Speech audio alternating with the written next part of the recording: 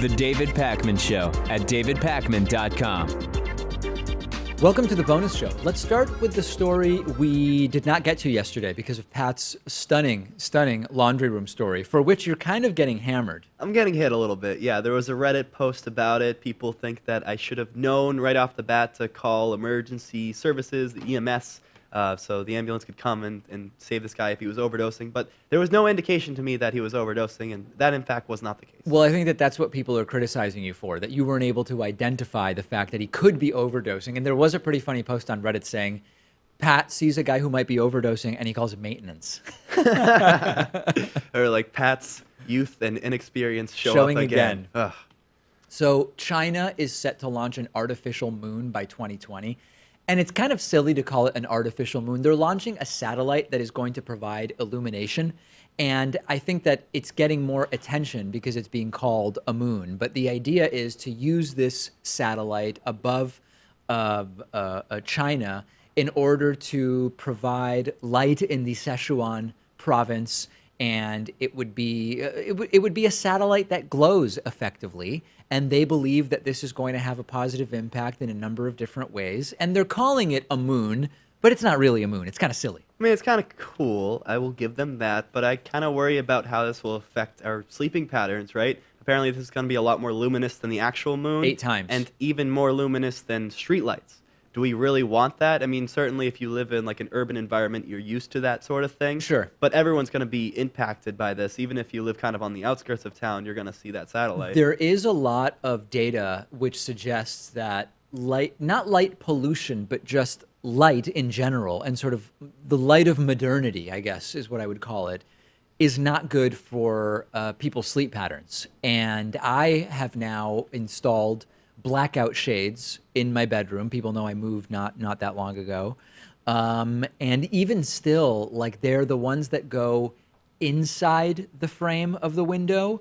So there's just like that 1/4 inch around the side. And that's more than enough for light to get in. And I want it even darker. I'm used to these. In Argentina, you get these wooden shades, roll down, that they're total blackout. Like, they go to the edge of the window. They're often installed between the 2 panes of glass. And that's what I'm really looking to have. Are you a light sleeper, or do you just understand that if you are able to put up those blackout shades, you'll get the deepest possible sleep and you'll be ready to go for the show the next day? I'm not a particularly light sleeper, but I definitely am aware that when light starts getting in, I don't sleep as well. And so anything that is going to be brighter than streetlights, which is what this light satellite is going to be in China, I would be concerned about the impact. At the same time, it seems that the problems they're having with air pollution are far worse than what they're going to have from the light coming off of the satellite. Yeah, well, we've talked about light pollution and air pollution. The problem that I have with sleeping right now is that I live on a main street. Oh, noise pollution. It's noise pollution because cars are always driving by and, honking their horns. Are they actually honking, though? Yeah, even in the late hours of the night, because people get road rage and they get upset. We live in Massachusetts, after all. When I lived in Brooklyn,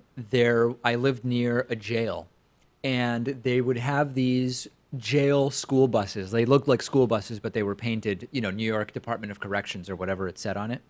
And when they back up, they have that beeping noise. And every single morning they would show up in order to take the inmates over to court appearances or from jail maybe to prison, or I don't know, every single morning. And eventually I just stopped almost hearing the backup noise. It kind of became background. You get used to it. Yeah. Like at my parents' place, they had a train that would go by at odd hours of the night.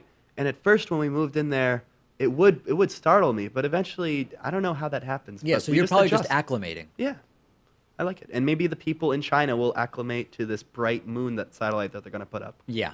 Big picture, though, I'm not thrilled with it. No. There you go. Russia tried it, I guess, in the 1990s, but it failed miserably. They used like a solar mirror, I believe. Yeah, which is a sort of different idea. Now, I do understand it would make a lot of sense in places that during part of the year have mostly or all darkness. I would understand using a sort of solar mirror or a light satellite, an artificial moon, to provide something akin to daylight during the day. You'd think that this would affect animal sleeping habits, though, right? Maybe. Those nocturnal animals, they're not going to be very happy with that. No. Even the diurnal ones. The vegans aren't going to be pleased with that, that's for sure. There's a report that was published by the Trump administration, which sort of makes the case that Medicare for all would be a good thing. This was an anti-socialism report called The Opportunity Costs of Socialism. And when you read through it, it's the sort of normal propaganda that you're used to reading. But it has one chart that kind of suggests that single-payer healthcare would be a really good thing. It's a chart that compares waiting times for seniors in countries like Canada and the UK, Switzerland, and the United States. And what it wants to claim is that seniors in single-payer countries wait longer than those in the United States. But when you actually look at it, it's pretty clear that there are places that have long wait times with a single-payer system and places that have short wait times with a single-payer system, and that there's really no correlation there. And it turns out that in the United States of America, seniors are basically in a single-payer system anyway, because they are in a system called Medicare, which is effectively single-payer. When we talk about expanding single-payer to everybody, Bernie Sanders and others talk about taking the Medicare system we have and just allowing everybody to participate in it. So it's fascinating that they say, hey, look, this country is a socialist single-payer country. In the United States, seniors wait less time. Yep. And then you think about it and you say, wait a second, seniors are in a single-payer system in the United States. And right-wingers always like to point to the longer wait times in a country like Canada. Yeah. But when you think about like the most important aspects to healthcare, wait times to me doesn't rank very high on that list. You know, I would come up with like quality of care, cost of drugs, affordability overall. Wait times would be maybe 10th on that list, right? I don't know about 10th. I mean, let's do a thought experiment. Let's say that affordability is high. You can afford care. Let's say accessibility is high. There are plenty of places nearby where you can get care. But there's something you really need to have done within the next month, and the wait time will be 12 months. All of a sudden, the affordability and the accessibility don't matter because of the wait times, right? So wait times can be a really important thing. Well, it certainly depends on the procedure, right? Exactly. If it's an elective procedure, then you're going to have to wait for some time. Sure. If you're suffering from a heart attack, you're going to get into the doctor's office right away. And I would imagine that if we're trying to cut down on wait times, the way to do it would be to set up more hospitals and pay doctors more so they're encouraged to seek out that profession. Right? Yeah, well, it depends on, a lot of the wait times are with specialists. So it's not so much hospital driven or clogged up because of an emergency room that people are using as primary care. Some of those examples we're talking about. I have a friend who recently made a dermatology appointment and it was like 5 months out or something like that. And I guess they do have, I said, what if you had something that was potentially skin cancer? Would you be able to get in sooner than 5 months? And he said, you know, out of curiosity, I asked them that. I said, if I had maybe skin cancer, would you make me wait 5 months? And they said, no, we do reserve. He had like, you know, some kind of eczema or something like that. They said, we do reserve slots for people who have potentially urgent conditions in that way. But anyway, the point is, we've actually seen a lot of Trumpists say, get the government out of my Medicare. That's like the epitome of the misunderstanding of what we're even dealing with, and pointing to low wait times for seniors who are part of Medicare as a reason why single-payer systems are bad is just so silly, because it is a single-payer system. Yeah, right-wingers, I think, should just cut it out, trying to come up with studies to show that Medicare for all is a bad idea. Yeah. It fails every time, like with the Mercatus study that showed that we're actually going to end up spending more on our current healthcare system than we would if we put in Medicare for all. And the arguments are so stupid, but they work. Like with that study, what the right came away with is single-payer would cost $30 billion. Right. And then they forget, oh, wait, what do we currently pay? Because if it's $32 billion, that's a savings. And it's like that simple piece of data is just missing from the analysis. I don't know if it's deliberately missing or if it's missing from ignorance. But either way, it's sort of like a key element of the analysis that you need to have in there. It's lying with statistics. And if you're giving a campaign rally type speech, you can just list that with a bunch of other brief statistics and no one's ever going to press you on it. Gish Gallop. Gish That's Gallop. that's the strategy. There's a senior official at the Department of Veterans Affairs who says that he removed a portrait of the Ku Klux Klan's first Grand Wizard from his Washington, D.C. office after some offended employees started signing a petition to be presented to the VA Secretary Robert Wilkie. This is according to David J. Thomas Sr., who's the Deputy Executive Director of the VA's Office of Small and Disadvantaged Business Utilization. Quite an organizational chart. Quite an organizational chart there. In any case, there was a painting of Nathan Bedford Forrest, who was a Confederate general. He was a slave trader. He became the KKK's first figurehead back in 1868. And Thomas said he was unaware that the portrait of Forrest was the portrait of someone affiliated with the KKK, which after the Civil War formed to try to maintain white control over newly freed blacks by intimidating them and with threats of violence and real violence.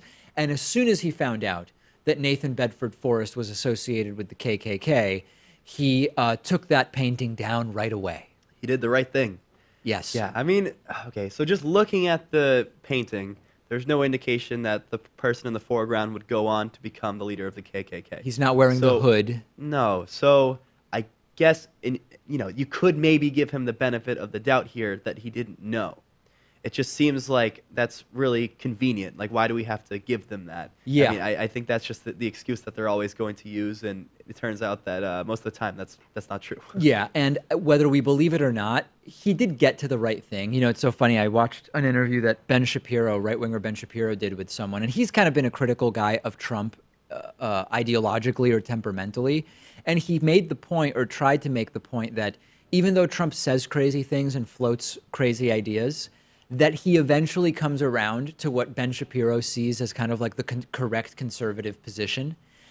So that, for example, like, it was crazy, Ben said, when Trump said ban Muslims from coming to the United States, but that eventually he got to a reasonable policy, according to Ben Shapiro, which is we need extreme vetting. We've got to put some countries on a list, and it makes sense that we want to protect our borders or whatever. It's a very charitable framing of the eventual position, but to apply the idea here, should we complain now because ultimately the right decision was made, which is take down the portrait of the KKK leader? I mean, from looking at the painting, too, that this is a Confederate general with a Confederate army. So I think that alone stands to reason that you shouldn't have that up in the first place. KKK right? aside. It's subtitled No Surrender, which is ironic, I think, because they eventually did surrender. They surrendered and took the thing down. You know what?